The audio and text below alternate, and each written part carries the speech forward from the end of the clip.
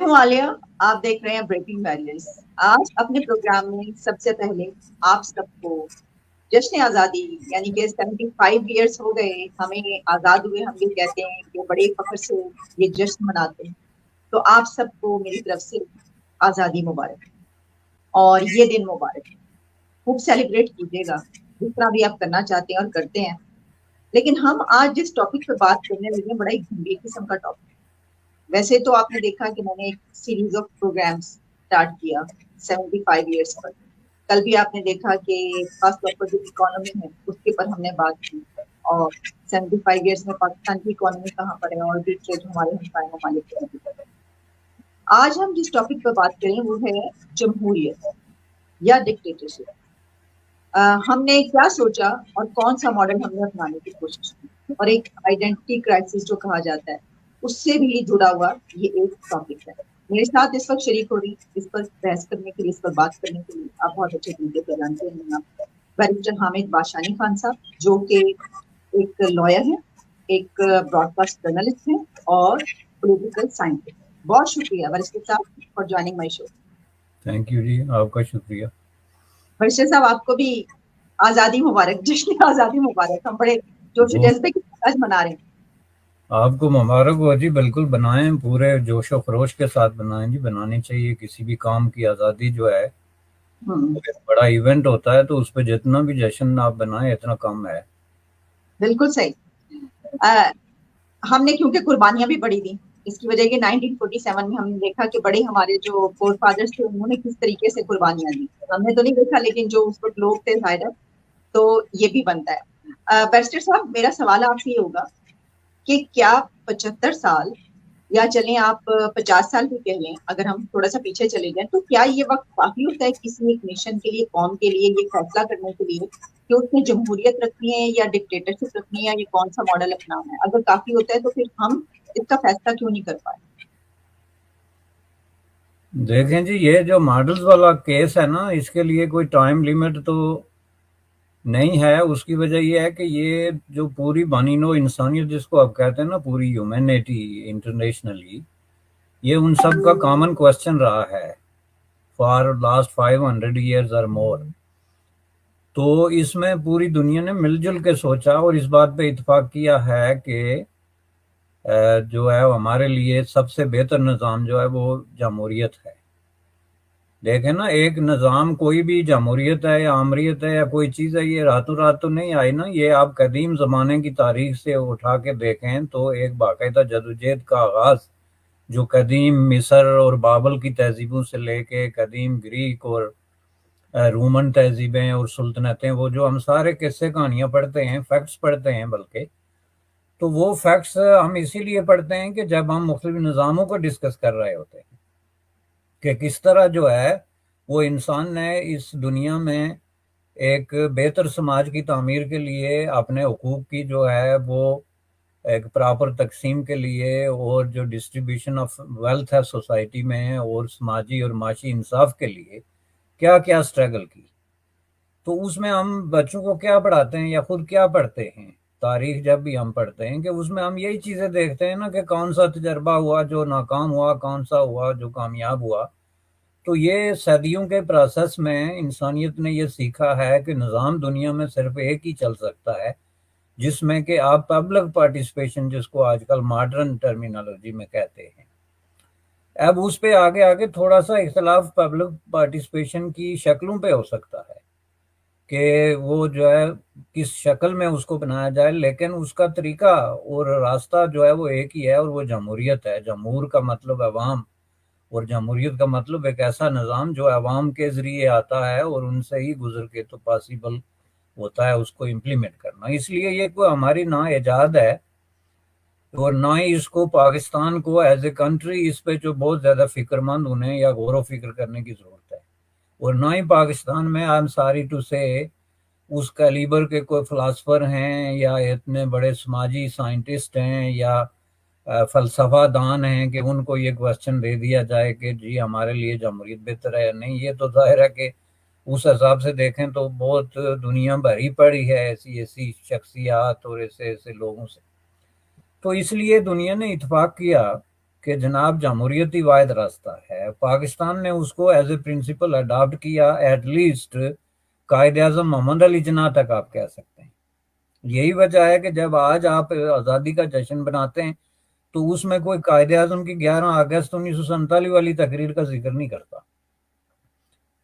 چونکہ حالانکہ میں سمجھتا ہوں کہ جب کبھی آپ جشن آزادی بنائیں تو آپ اس تقریر کے بغیر جشن آزادی بنانے کا حق ہی نہیں رکھتے، چونکہ وہ واحد تقریر ہے جس کے اندر ایک کلیئرلی ڈیفائن کیا گیا ہے کہ یہ جو ملک بن رہا ہے اس کی پولیٹیکل سوشل سچویشن کیا ہوگی اور اس کے اندر بسنے والے لوگوں کے حقوق کیا ہوں گے. اس سے مراد صرف یہ نہیں کہ اس میں اقلیتوں کے حقوق کیا ہوں گے، اس میں ظاہر ہے جب حقوق کی بات آتی ہے تو اقلیتوں کے حقوق بھی اکثریت کے حقوق کے ساتھ ڈیفائن ہوتے ہیں. تو 11 اگست کی جو تقریر ہے وہ ہم اس کا ذکر کیوں نہیں کرتے؟ یہ قائد اعظم محمد علی جناح کے خلاف ایک بہت بڑا سینسرشپ ہے جو ان کی موت کے جو ہے وہ نصف صدی بعد بھی ان پہ لاگو ہے. ان کی زندگی میں تو چلیں یہ ٹھیک ہے، اس دن انہوں نے تقریر کی تو آل انڈیا ریڈیو پہ بھی آ گئی، ریڈیو پاکستان پہ بھی آ گئی، یا دنیا کے بی بی سی وغیرہ اور جو ادارے تھے ان پہ بھی آ گئی، لیکن پاکستان کے پرنٹ میڈیا نے اس وقت بھی اس تقریر کو پراپر طریقے سے، پاکستان کا جب میں میڈیا کہتا ہوں تو یہ 11 اگست کو ابھی پاکستان نہیں بنا تھا، لیکن جو میڈیا یعنی پاکستان کو سپورٹ کرتا تھا یا اردو لینگویج کا میڈیا تھا یا یہ تھا، انہوں نے اس کو کوئی اہمیت نہیں دی. اور 14 اگست کے بعد جب پاکستان بن گیا تو اس کے بعد تو کبھی اس تقریر کو اپنے پورے متن کے ساتھ اور دوسرے الفاظ میں اپنی پوری دیانتداری کے ساتھ جو ہے وہ کبھی چھاپا ہی نہیں گیا. آپ مجھے کسی ایک اخبار کو اٹھا کے دیکھ لیں، کوئی میگزین بتا دیں، منتھلی کوئی پیریاڈیکل ہے کوئی ہے کہ جس نے قائد اعظم محمد علی جناح کی 11 اگست والی تقریر کو اپنے اوریجنل متن کے ساتھ چھاپا ہو. کسی نے اگر یہ کیا بھی ہے تو اس کے ساتھ جو اپنا ٹچ دے کے جو آپ دیتے رہتے ہیں، کہیں کسی نے اس کو اسلامی ٹچ دیا، کہیں کسی نے ڈکٹیٹرشپ کا ٹچ دے کر، کہیں کسی نے کسی اور طریقے سے جو ہے اس کو کیا. تو اس حساب سے آپ دیکھیں تو یہ میں کہہ رہا تھا کہ ایٹ لیسٹ قائد اعظم محمد علی جناح تک یہ تصور کیا جاتا تھا کہ پاکستان ایک جمہوری ملک ہوگا، لیکن یہ بات درست نہیں ہے. چونکہ قائد اعظم کے بعد اگر یہ جمہوری ملک ہوتا یا نہیں تو آپ دیکھیں 1947 سے لے کے الیکشن کب ہوئے پاکستان میں، جو اوپن الیکشن کا دنیا میں تصور ہے وہ 1 ووٹ 1 پرسن کا جو تصور ہے اس کے مطابق آپ کو انتظار کرنا پڑا یحییٰ خان تک 1970 تک، جب جا کے پہلی دفعہ ایک کلیئر وداؤٹ مینیپولیشن اور وداؤٹ ریگنگ جو ہے وہ انتخابات ہوئے جا کے 1970 میں یحییٰ خان کی قیادت میں جو انتخابات. اور مزے کی بات یہ ہے کہ وہ بھی ایک ڈکٹیٹر کے ہاتھوں ہوئے جو ایک ناؤن قسم کا ڈکٹیٹر تھا. یہی وجہ ہے کہ لوگ اس پہ لطیفہ سناتے ہیں کہ پاکستان میں جو سویلین لیڈر ہیں ان کو جو ہے وہ ڈکٹیٹر بننے کا بہت شوق ہے، اور جو ڈکٹیٹر ہیں ان کو ڈیموکریٹ بننے کا بہت شوق ہے. مشرف اس کی ایک کلاسیکل مثال تھے. لیکن کم از کم یہ فائدہ ہوا کہ انتخاب ہوئے پاکستان کی تاریخ کے پہلے اور آخری شفاف ترین انتخابات آپ ان کو کہہ سکتے ہیں، جس کے نتیجے میں کیا ہوا کہ یہ ڈیموکریسی کی طرف ایک لیپ کہہ سکتے ہیں آپ، چھلانگ تھی کہ چلیں جی ٹھیک ہے ہمیں اتنا عرصہ ہو گیا ہے 1947 سے لے کے 70 تک ہم نے مختلف طریقے سے جو ہے مختلف ڈرامہ بازیاں کر کے، چونکہ اس سے پہلے جو انتخابات ایوب خان نے کرائے وہ بھی ڈیموکریسی کی ایک کنٹرولڈ شکل آپ کہہ سکتے ہیں، بی ڈی سسٹم کے تحت اس طریقے سے اس کو آپ ڈائریکٹ جمہوریت جو میں کہتا ہوں 1 پرسن 1 ووٹ جو کہ دنیا کا مسلمہ ترین اصول ہے جمہوریت کا، اس کے تحت نہیں ہوئے تھے. تو پہلی دفعہ جب ہوئے تو وہ ان انتخابات کے نتائج کو دیکھ کے تو انتخابات کرانے والی قوتوں نے جو ہے اس کو ڈس آن کر دیا کہ نہیں جی یہ ہم نہیں مانتے. یعنی گویا یہ کوئی بہت بڑی غلطی ہو گئی کہ پاکستان کے عوام کو تاریخ میں پہلی دفعہ اپنا ووٹ فریلی ایکسرسائز کرنے کا موقع مل گیا. اس کے نتیجے میں جو ڈرامہ بازی ہوئی وہ آپ کے سامنے ہے، نتائج سامنے تھے. اکثریتی پارٹی جو ہے وہ عوامی لیگ تھی شیخ مجیب الرحمان کی قیادت میں، اور جو ہے دوسری پارٹی پاکستان پیپلز پارٹی تھی ذوالفقار علی بھٹو کی قیادت میں. اس کے بعد جو آگے ڈرامہ انفولڈ ہوا، جو واقعات انفولڈ ہوئے، اور اس کے نتیجے میں جو بنگلہ دیش کی آزادی کا ظہور ہوا اور یہ سارا پروسیس ہوا، جس کو آج آپ کا ہر قسم کا آدمی، خواہ وہ دائیں بازو کا کنزرویٹو ہو یا بائیں بازو کا کوئی ریڈیکل ہو، سب مانتے ہیں کہ یہ بہت بڑا ظلم، زیادتی اور جو ہے تاریخ کی بہت بڑی ٹریجڈی ہوئی جو 71 میں ہوئی، جس کو آپ کے آج کل کے موسٹ پاپولر لیڈر جن کو آپ کہتے ہیں، انہوں نے ابھی ریسنٹلی تسلیم کیا اور کہانی سنائی کہ میں بنگلہ دیش میں کھیلنے کے لیے گیا تھا تو مجھے کیا معلومات ملی تھی۔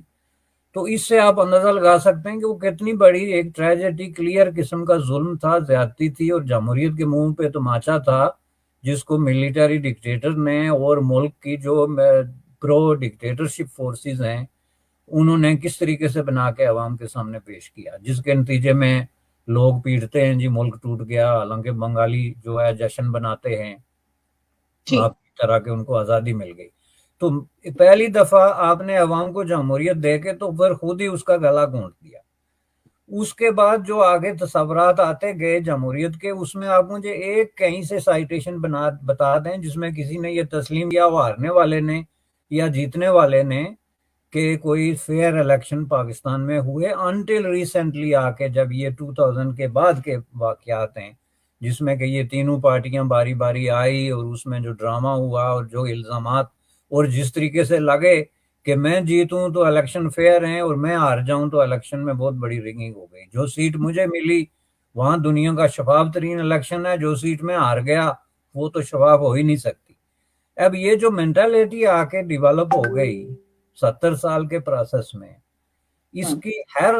حرکت سے اور ہر اشارے سے آمریت ٹپکتی ہے، جو آمریت کے مضبوط قسم کے پنجے پاکستان پہ مسلط رہے فار 35 ایئرز، یہ اس کا میں سمجھتا ہوں کہ ایک پروڈکٹ ہے کہ ایک بالکل ان ڈیموکریٹک قسم کی ایک مائنڈ سیٹ جو ہے وہ پاکستان میں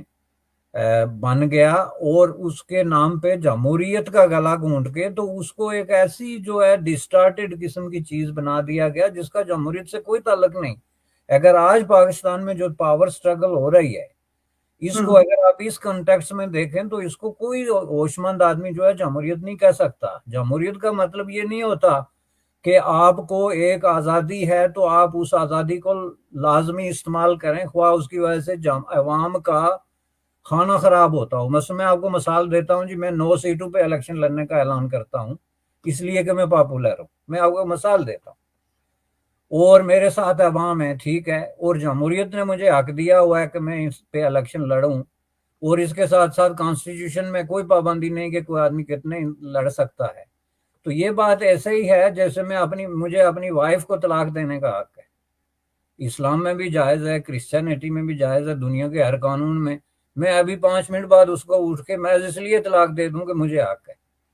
بالکل اسی طرح جمہوریت جو ہے اس کا مطلب یہ نہیں کہ آپ یہ کر سکتے ہیں تو لازمی کریں، وہ کام کا اور ملک کا بیڑا گرک کریں۔ آپ جب 9 سیٹوں پہ کھڑے ہوتے ہیں تو آپ عوام کے مینڈیٹ کی توہین کرتے ہیں،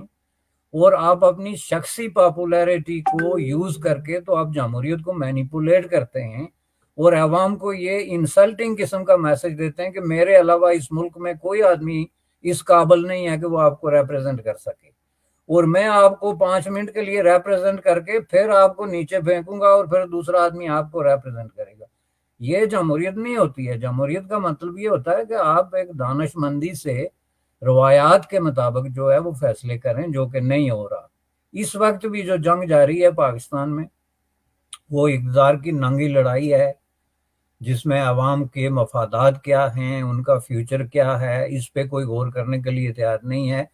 اس میں اگر کسی چیز پہ غور یہ ہو رہا ہے تو وہ یہ ہے کہ میں کتنے جلدی اور کتنے بھی غلط اور بددیانت قسم کے طریقے سے بھی اقتدار پہ قابض ہو سکتا ہوں تو ہونا چاہیے۔ اس میں یہ پرابلم ہے۔ تو اس کو جمہوریت اب کیسے کہیں گے؟ یہ تو جمہوریت ایک بدترین شکل آپ نے کہیں سے ڈھونڈی اور اس کو اڈاپٹ کر لیا۔ ایگزیکٹلی۔ بیرسٹر صاحب، ابھی آپ نے طلاق دینے کی مثال دی تو میں تو بلکہ دیکھ رہی تھی کہ ایک مولوی صاحب جو ہیں، انجینئر صاحب ہیں، بڑے مشہور ہیں، ویسے تو کہا جاتا ہے بڑے پروگریسو مائنڈ سیٹ کی ہیں، تو ان کی میں دیکھ رہی تھی ایک ویڈیو جس میں وہ کہہ رہے تھے کہ بھئی اچھی عورتیں جو ہے نا، اچھی لڑکیاں، اچھی خواتین بہت ہی کم رہ گئی ہیں، تو جتنی جلدی ہو سکے 4 کر لو، فٹافٹ 4 اپنے لیے پکڑ لو، ڈھونڈ لو، لے آؤ، اس کے بعد نہیں ملنی، اب جو رہ گئی ہیں یہ بھی بڑی کم رہ گئی۔ تو وہ لگ رہا تھا کہ جیسے کوئی بھیڑ بکریوں کی بات کر رہے ہیں. چلیے وہ تو آپ نے مثال دی تو مجھے یہ بات یاد آ گئی, ویڈیو بڑی وائرل ہو رہی ہے. اچھا سر مجھے یہ بتائیے, سوال یہ پیدا ہوتا ہے کہ جب پاکستان بنا تو کیا اس وقت ہم نے یہ کس نے ڈیسائیڈ کیا کیا کہ جو یہاں پر جو یہ سسٹم ہے کہ جب ہم نے دیکھا ایوب خان کو ایک بڑی پاپولیرٹی ملی اور ایک دم سے جو ہے وہ ان کو آگے, تو کیا ہم نے اس وقت ہمیں خوف تھا کسی چیز کا, پاکستان یہ سمجھتا تھا کہ یہ ایک چھوٹا ملک ہے, ابھی یہ بھارت سے جو ہے وہ اس نے برٹش راج سے آزادی حاصل کی, ایک بڑا ملک اس کے ساتھ ہے, تو اس خوف سے کیا ہم نے ڈکٹیٹرشپ شروع کر دی ہے یا پھر کوئی اور وجہ تھی, کوئی اور مائنڈ سیٹ تھا؟ یہ آپ کا بہت زبردست سوال ہے جی. دیکھیں یہ اس خوف سے ڈکٹیٹرشپ شروع نہیں ہوئی کہ بھارت ایک بڑا ملک ہے اور یہ ہمیں نگل لے گا, یہ ابتدا میں اس طرح کی کوئی پوزیشن نہیں تھی. یہ جو مغالطے ہیں نا, 2-3 قسم کے بڑے بڑے مغالطے, پاکستان کی ہسٹری اتنی لمبی نہیں ہے کہ اس میں اس طرح کے مغالطے کریٹ ہوں اور لوگ ان پہ بلیو بھی کریں اور ان کو کیری آن بھی کرتے رہیں. آپ یہ دیکھیں کہ شروع میں پاکستان اور انڈیا کے درمیان جو ریلیشن شپ تھی وہ اس طرح کی نہیں تھی کہ پاکستان کو کسی قسم کا کوئی خوف درپیش ہوتا. اس میں آپ قائد اعظم اور مہاتما گاندھی کے درمیان جو ہے وہ تعلق کی نوعیت دیکھیں, اور اس میں آپ یہ دیکھیں کہ مہاتما گاندھی کا دورہ پاکستان کا جو پروگرام تھا, جو پاکستان کے پیسے رکے ہوئے تھے ان کے جو ریلیز کی لڑائی تھی, جو پاکستان اور انڈیا کے درمیان آمد و رفت کا جو سلسلہ تھا, پاسپورٹ یا بارڈر کنٹرول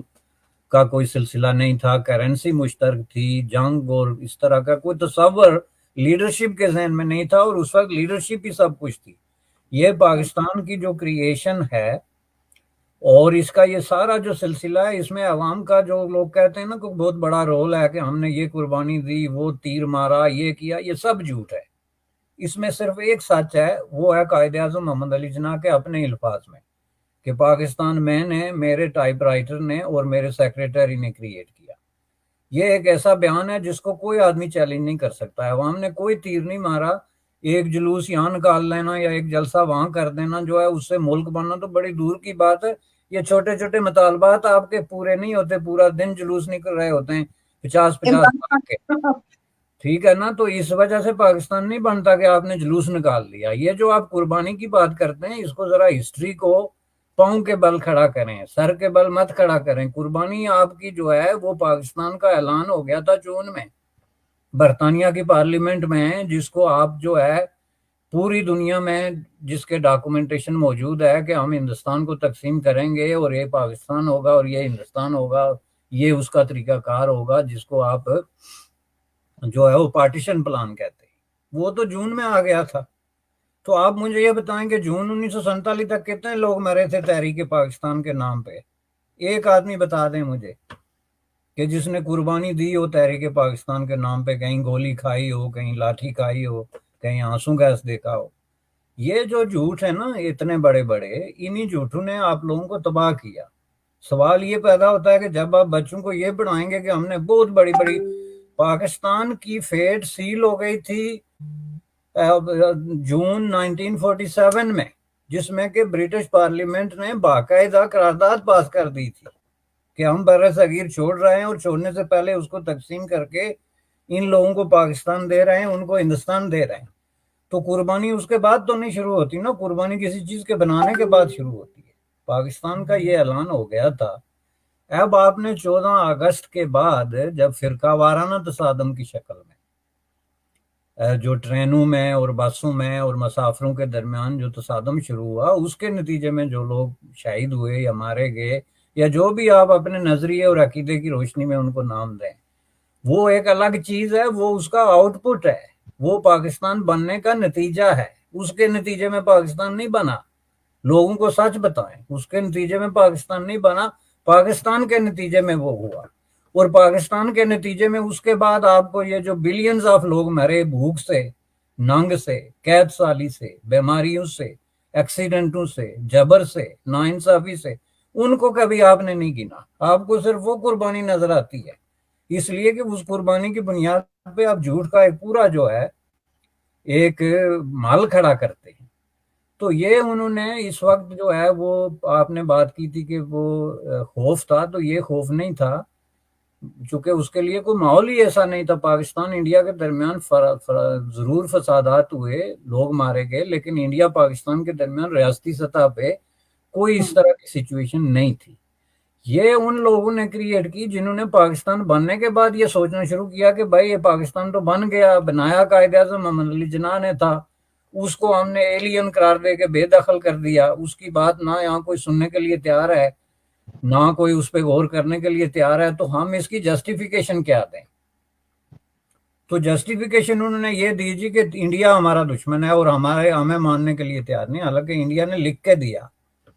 کہ آج کے بعد پاکستان بن گیا, یہ آپ کی فوج ہے, یہ آپ کے ایسٹس ہیں, یہ آپ کی ایمبیسیاں ہیں, یہ آپ کے شہر ہیں, اور اس پہ باقاعدہ سائن کیے. یہ کوئی خفیہ طریقے سے نہیں بنا تھا.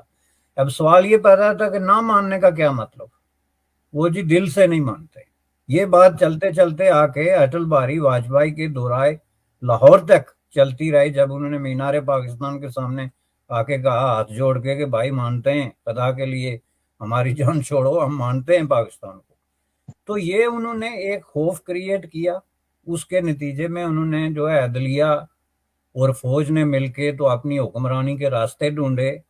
اور وہ راستے ڈھونڈنے کے لیے جو ہے وہ نظریہ پاکستان دو قومی نظریہ, حالانکہ دو قومی نظریہ پاکستان میں دو قومیں آباد نہیں تھی. یہ پولیٹیکلی انکریکٹ اور ایتھیکلی ان ایکسیپٹیبل قسم کی سٹیٹمنٹ ہے کہ پاکستان میں کوئی دو قومیں آباد تھی اس وقت. کم از کم اس وقت آپ کے ساتھ بنگال بھی تھا, اور بنگال میں اس وقت جو ہے وہ 15% کے قریب جو ہے وہ ہندو تھے. تو آپ کیسے کہہ سکتے ہیں کہ پاکستان دو قومی نظریے کے بنا, یا یہاں پہ کوئی دو قوموں کا کچھ یا تصور ہے؟ تو ان چیزوں کو چھپانے کے لیے انہوں نے ایک سیکیورٹی اسٹیٹ ڈیولپ کی, جس میں عدلیہ نے انتہائی جو ہے وہ ایک غلط قسم کا کردار ادا کیا, جس میں جسٹس منیر جیسے لوگ ہیں جنہوں نے ڈکٹیٹرشپ کے لیے راستہ ہموار کیا. اس کے نتیجے میں جو ہے وہ ایوب خان جیسے لوگ الٹیمیٹلی آگے آئے.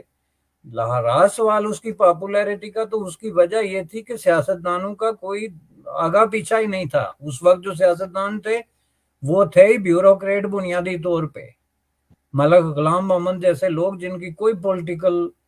بیک گراؤنڈ نہیں تھی, وہ بیوروکریسی سے آ کے عدلیہ کے ساتھ مل کے یا فوج کے ساتھ مل کے تو ملک میں ایک نمونے کے طور پہ حکمران بن بیٹھے تھے. ان لوگوں کو دکھا کے تو پبلک کو یہ بتایا گیا کہ جو سیاستدان ہیں وہ ہیں نااہل لوگ, لہٰذا ان کی جگہ ہم آتے ہیں. چنانچہ جب ایوب خان آیا تو یہ آپ یوں سمجھ لیں کہ 1987 سے لے کے 1958 تک کے درمیان جو بہت زیادہ انسٹیبلٹی تھی, بار بار حکومتیں ٹوٹتی تھی, یہ جو ہر 15 دن بعد ایک پرائم منسٹر بدلتا تھا, پارلیمنٹ ٹوٹتی تھی, سازشیں ہوتی تھی, اس کے نتیجے میں انسٹیبلٹی کا ایک بہت بڑا ماحول تھا, جو ایوب خان کے آنے کی وجہ سے یہ پیغام دیا گیا کہ اب اسٹیبلٹی آ گئی ہے جی, آدمی آ کے بیٹھ گیا ہے اور اب یہ بیٹھا رہے گا 8-10 سال, جو کہ انفیکٹ ایسے ہی ہوا. تو اس کے نتیجے میں آپ کہیں کہ پاپولیرٹی تھی تو دیٹ واز ٹوٹل فیک. کوئی پاپولیرٹی نہیں تھی, وہ ایک انیویٹیبل قسم کی سچویشن کریٹ کی گئی یہ ثابت کرنے کے لیے کہ جی ہم پاپولر ہیں اور جو سیاستدان ہیں وہ نااہل ہیں. تو بیسک جمہوریت کو اب جس طریقے سے بھی دیکھیں گے تو اس میں آپ یہ دیکھیں گے کہ جمہوریت کا ایک بہت ہی فیک قسم کا تصور لے کے تو انہوں نے اس کو پروموٹ کیا. جیسے اب ایوب خان دیکھیں, پاپولیرٹی ہے تو 1 ووٹ 1 پرسن کے بنیاد پہ الیکشن لڑنے کے بجائے بی ڈی ممبر بنانے کا کیا مطلب ہے, جس کا مطلب یہ ہے کہ 1.5 لاکھ آدمی کے ہاتھ میں تقدیر دے دو 10 کروڑ لوگوں کی, جو اس وقت غالباً 10-15 کروڑ ہوئے ہوں گے, تو ان کو پھر چونکہ کنٹرول کرنا آسان ہے ڈیپیوٹی کمشنر کے ذریعے یا تحصیلدار یا پٹواری کے ذریعے, اس لیے یہ جمہوریت ہے. اب ظاہر ہے آپ گن لے کے کھڑے ہیں, آپ کے پیچھے فوج ہے, تو آپ کو کون کہے گا کہ یہ جمہوریت نہیں ہے؟ صحیح. اچھا برسر صاحب, اس سے جڑا ہوا ایک اور سوال بھی ہے. کہتے ہیں کہ جی آئیڈینٹی کرائسس ہے ہمارا, نہ صرف یہ کہ دوسرے کہتے ہیں باہر کے لوگ, بلکہ اندر کے بھی بہت سارے ایسے جو واقعی سمجھتے ہیں, سوچ سمجھ رکھنے والے یا جو سوچتے ہیں. اب دیکھیں نا ہمارے ہیروز کون ہیں, کون ہونی چاہیے. کبھی ہم کہتے ہیں کہ التغرل جو ہے وہ ہمارا ہیرو ہے ترکی کا, ہم اس کے پیچھے چل پڑتے ہیں. ہمارا پرائم منسٹر کہتا ہے کہ جناب یہ ہمارا ہیرو ہے اور اس کی تو سیریز بھی چلے گی, وہ بھی خرید لی جاتی ہے, نوجوان اس کے پیچھے لگ جاتے ہیں. پھر ہم کبھی ہم کہتے ہیں سعودی عربیہ کو بنا لیتے ہیں کہ وہ ہمارے ہیرو ہیں، پھر کبھی ہم محمد بن قاسم غوری اور وہ تغلق، وہ تو خیر پہلے سے ہمیشہ سے ہم اس کو اپنی کتابوں میں پڑھاتے ہیں. ہر چیز میں ایسا لگتا ہے کہ جیسے کوئی آئیڈینٹی کرائسس ہے، چل رہا ہے، کچھ ہے اندر. اس کی وجہ اور کیا، آپ اس کو کیسے ڈیفائن کریں گے؟ مجھے تو سمجھ آئی جو میں نے آپ کو بتا دی. دیکھیں یہ انفیکٹ آئیڈینٹی کرائسس ہے، چونکہ جب آپ اپنے آپ کو جو ہے وہ خود جو ہیں وہ سمجھنے کے بجائے کچھ اور بنا کے پیش کرنا شروع ہو جائیں، جیسا کہ میں نے پہلے کہا تھا، تو اس کے نتیجے میں ظاہر ہے سب سے پہلے جو چیز آپ کے اس پروسیس میں ضائع ہوتی ہے وہ آپ کی آئیڈینٹی ہے. اور یہ پاکستانی کام کی جو بنیادی طور پہ آپ سمجھ لیں کہ احساس کمتری کی ریفلیکشن ہے. چونکہ دنیا میں ظاہر ہے کہ اب یہ اس پہ کیا بحث کریں، اس پہ ہزاروں دفعہ لوگوں نے بات کی ہے کہ دنیا میں بہت سارے ممالک ہیں جن کے اندر مذہب، کلچر اور نسل کے حوالے سے بہت قریبی قسم کے رشتے ہیں. پورا ویسٹ جو ہے، اور ویسٹ سے مراد صرف کوئی ایک چھوٹی سی وائٹ کمیونٹی یورپ کے اندر نہیں، بلکہ ویسٹ ایک بہت وسیع قسم کا تصور ہے جو کیریبین سے سٹارٹ ہو کے تو یورپ کے اینڈ تک جاتا ہے. تو اس ویسٹ کے اندر آپ دیکھیں تو لوگوں کا مذہب بنیادی طور پہ ایک ہی ہے، جس طرح کہ آپ نے بات کی ہمارے مذہب کی، اس طرح لوگوں کا لباس، لوگوں کی ویلیوز، بہت ساری چیزیں جو ہیں وہ تقریباً 99% چیزیں ملتی ہیں، کھانا پینا ایوری تھنگ. لیکن اس کے باوجود آپ یہاں پہ کم از کم جو ہے وہ 100 سے زائد جو ہے وہ نیشنز ہیں. تو ان میں سے کسی ایک کی ایگزامپل آپ مجھے بتا دیں جس نے دوسرے کی وجہ سے اپنے آپ کو، اپنی جو ہے وہ ایک پرائیڈ ہوتا ہے، اپنی جو پہچان ہوتی ہے اس کو ختم کر دیا ہو کہ چونکہ ہم کرسچن ہیں یا کرسچینٹی ہمارا ریلیجن ہے یا یونائٹڈ اسٹیٹ آف امریکہ ہمارا بہت بڑا لیڈر ہے تو اس لیے ہم ختم ہو گئے، آج کے بعد جو ہے ہم نے صرف جین پہننی ہے اور صرف وہ ویسٹرن ہیٹ جو ہے اور اس طرح کے کام کرنے ہیں جو صرف یونائٹڈ اسٹیٹ آف امریکہ میں ہوتے ہیں. ایسا نہیں ہوا. تو پاکستان میں ایسی کیا چیز آ گئی تھی کہ اسلام کے نام پہ یہ سارے جو آپ نام لے رہے ہیں، اب یہ تغرل ہے یا کوئی بھی ہے، تو اس سے کیا تعلق ہے پاکستانیوں کا؟ پاکستانی بنیادی طور پہ وہ لوگ ہیں جو اس دھرتی کے بیٹے ہیں، اور یا تو آپ کی اپنی کوئی تاریخ نہ ہو، یا تو آپ یہ کہیں کہ ہم سب لوگ باہر سے آئیں، جیسے کچھ لوگ آئے پاکستان میں، ظاہر ہے باہر سے بھی کچھ لوگ آئے، کوئی 1000 سال پہلے آیا، کوئی 500 سال پہلے آیا. لیکن یہ ہے کہ آپ یہ نہیں کہہ سکتے کہ پوری پاپولیشن جو ہے وہ کہیں کسی سعودی عربیہ سے یا ترکی سے یا کسی اور ملک سے آئی ہے. تو آپ جہاں بھی جا کے آباد ہوتے ہیں، جو نئے لوگ آئے تھے انہوں نے بھی اڈاپٹ کرنا ہوتا ہے، جو دھرتی کی تاریخ ہے، روایات ہیں، ثقافت ہے، ان چیزوں کے اندر لوگ مرج ہو جاتے ہیں، بجائے یہ ہونے کہ آپ نے پاکستان میں یہ آواز اٹھانی شروع کر دی کہ نہیں جی ہمارا تو اس دھرتی سے کوئی تعلق ہی نہیں ہے، ہمارے جو مقدس مقامات ہیں وہ خانہ کعبہ میں ہیں، ہمارے جو بڑے بڑے حکمران، جنرل اور تلوار باز اور تیر باز اور بہادر قسم کے جو ہے وہ نوجوان ہیں وہ تو ترکی میں ہیں، ہمارے تو وہ فتح کرنے والے اور گھوڑے دوڑانے والے جو ہیں وہ عراق میں اور پتہ نہیں کہاں کہاں ہیں، تو ہمارا تو یہاں سے تعلق ہی نہیں ہے، یہ تو گھٹیا قسم کے لوگ ہیں، ان کا رنگ بھی کالا ہے، قد بھی چھوٹے ہیں، اور جناب یہ جو ہے ان کی کوئی تاریخ بھی نہیں ہے، تو یہ کون لوگ ہیں؟ تو اس صورت میں ظاہر ہے آپ کی نوجوان نسل ہے اس کے اندر احساس کمتری پیدا ہوگا، وہ اپنے آپ کو آئیڈینٹیفائی کریں گے یا ترکوں کے ساتھ یا عربوں کے ساتھ، اور ظاہر ہے کہ نہ ترک ان کو ترک ماننے کے لیے تیار ہوتے ہیں، نہ عرب ان کو عرب ماننے کے لیے تیار ہوتے ہیں، اور نہ ماننا چاہیے. ظاہر ہے کہ اس طریقے سے کوئی کام جو ہے وہ اپنے آپ کو کسی کام میں مرج نہیں کر سکتی. لیکن یہ مسلسل اس طرح کی، میں اس کو ڈس انفارمیشن یا ڈی ایجوکیشن کہوں گا، اس کے نتیجے میں آپ نے کام کو جو ہے وہ احساس کمتری میں مبتلا کر دیا. آپ جو ہے وہ ڈرامے ان کے دیکھتے ہیں، لہجہ ان کا اختیار کرتے ہیں، نقاب ان کی طرح پہننا چاہتے ہیں، یہ سارا لباس وغیرہ کی آپ نے بات کی، تو اور یہ اپنی ذات کی نفی. ہم بالی ووڈ کی دیکھتے ہیں.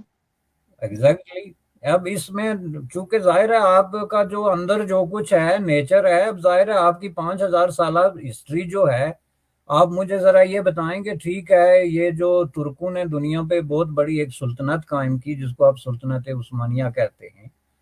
یا عربوں نے ایک زمانے میں جو بہت زیادہ فتوحات اور ادھر ادھر جو جتنا ایک بادشاہت اور جو نظام قائم کیا، اس کی بھی بہت ساری اچھی باتیں ہیں، ان سے بالکل انکار نہیں کیا جا سکتا، لیکن آپ اس کو بر صغیر سے کمپیئر کر کے دیکھیں تو وہ تو کسی کھاتے میں ہی نہیں آتے۔ بر صغیر کی تو 5000 سال سے پرانی ہسٹری ہے۔ آپ نے جو منجو داڑو اور ہڑپا بنایا تھا، جو سٹیز بنائی تھی، اور جس طریقے سے وہاں پہ لوگ رہتے تھے، اس طریقے سے تو آج بھی آپ جو ہے وہ، آپ خود پاکستان میں اس طریقے سے نہیں رہتے۔ آپ کے گٹر سامنے بہ رہے ہیں، آپ کے گھر کے سامنے، اور وہ گٹر بند کرنے کے بجائے آپ صرف دروازے کے سامنے پل لگا کے تو اس کا افتتاح کرتے ہیں۔ ایک پکچر میں نے دیکھی جس میں ایک گھر کے سامنے انہوں نے وہ لگایا، ایک جو ہے وہ 2 فٹ کا پل جو وہ گٹر کراس کرنے کے لیے ہے، اور اس کو 8-10 لیڈر آ کے تو اس کا افتتاح کر رہے ہیں، بجائے اس کے کہ وہ اس پہ بات کریں کہ اس محلے میں یہ جو پانی بہ رہا ہے، گندا پانی، اور اس میں جو بچے جو ہے وہ گر رہے ہیں اور ان کی صحتیں خراب ہو رہی ہیں۔ تو آج آپ کی یہ حالت ہے، میں بات کر رہا ہوں 2022 کی،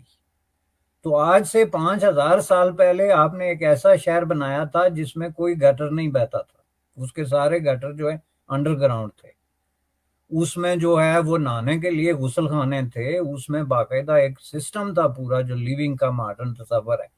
تو اس میں وہ سارا آپ کہتے ہیں کہ اس سے ہمارا کوئی تعلق نہیں ہے۔ اب نہیں میرا نہیں جو سر، ہے،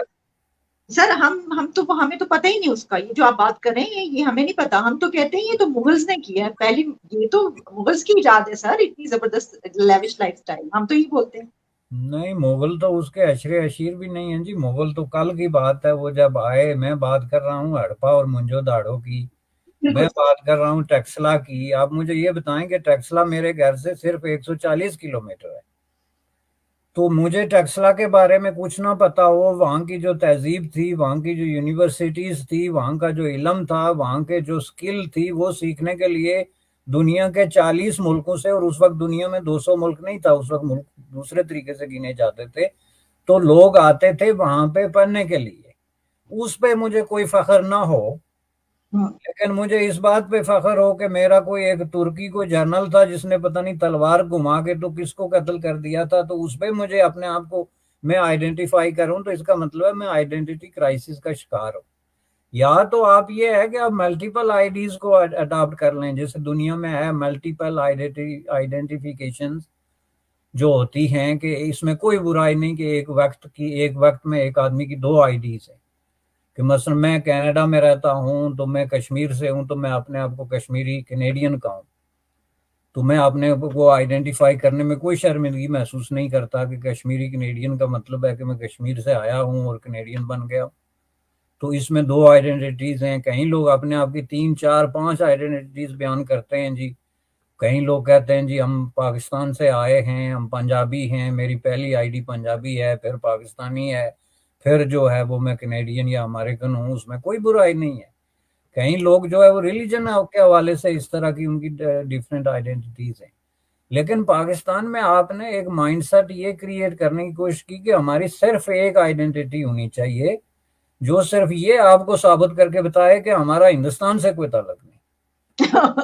بس۔ اب یہ ہو نہیں سکتا، چونکہ ہندوستان جو ہے وہ بر صغیر میں کمرے میں ہاتھی کی طرح ہے، تو کمرے میں بیٹھا ہوا ہاتھی جو ہوتا ہے نا، ایلیفینٹ ان دا روم، اس کو آپ اگنور کرتے ہیں تو آپ حقیقت کو اگنور کرتے ہیں، بس میں اتنا اس معاملے میں کہہ سکتا ہوں۔ یہ ساری سر ہماری خواہش یہ بھی ہے کہ ہم صرف یہی نہ کریں کہ ہمارا کوئی تعلق نہیں، بلکہ ہم یہ بھی ثابت کریں کہ وہ تو ہماری پیداوار ہے۔ اچھا بیرسٹر صاحب، اب کافی ٹائم تو ہو گیا، لیکن میں آپ سے ایک اور سوال بھی آخری سوال کرنا چاہوں گی، اب اس کا مجھے مطلب ایک مختصر سا سوال کا جواب دیں۔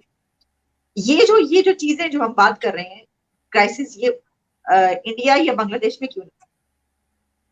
اس لیے کہ انڈیا اور بنگلہ دیش میں دیکھیں، بنگلہ دیش کی بات دوسری ہے، بنگلہ دیش میں بھی پاکستان کی طرح بہت سارے لوگ ایسے ہیں جو یہی باتیں کر رہے ہیں، لیکن بنگلہ دیش نے ریسنٹلی بہت زیادہ کانشیس ہوا ہے اس معاملے پہ، اور انہوں نے شعوری طور پہ یہ کوشش کی حکمرانوں نے گزشتہ 20 سالوں میں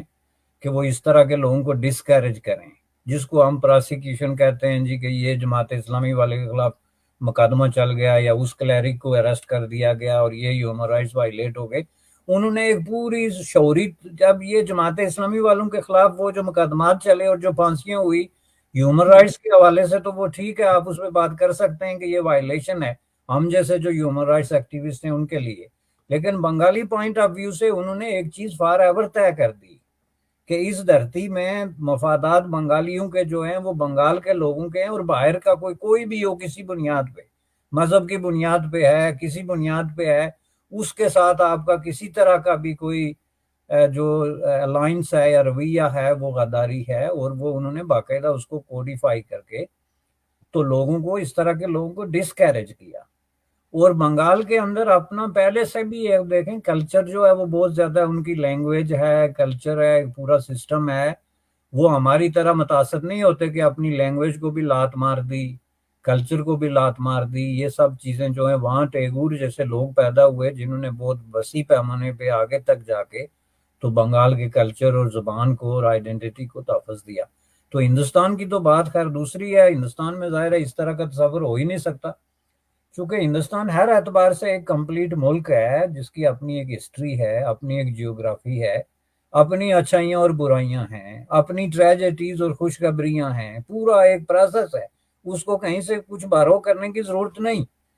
آپ کا تو ہر قدم پہ جا کے اگر آپ اپنے آپ کو سلطنت عثمانیہ یا سلطنت عربیہ سے نہ جوڑیں تو آپ تو اساس کمتری کے مارے مر جائیں کہ بھائی ہمارا تو آگا پیچھا ہی نہیں ہے، ہم لوگ کون ہیں۔ اب اس کو جب تک ختم نہیں کریں گے اس وقت تک یہی سچویشن جو ہے وہ جاری رہے گی۔ سر یہ تو ختم ہونے والی چیز نظر نہیں آتی، کوئی ایسا سورما مجھے نظر نہیں آتا کہ جو آئے گا اور اس کا اپنا ذہن ایسا ہوگا اور وہ کہے گا کہ بھائی ابھی تک تم غلط چل رہے تھے، یہ صحیح اس پہ آ جاؤ۔ آپ کو پتا ہے یہاں پہ جو سورما آتے ہیں تو وہ تو کس طرف لے کر جاتے ہیں، ان کے ہاتھ میں تو ہوتا ہے ڈنڈا، اور ان کی ایک ہی بات ہوتی ہے کہ اب جمہوریت نہیں، اب یہ ہوگا۔ تو بہرحال بیرسٹر صاحب تھینک یو سو مچ، بہت بہت شکریہ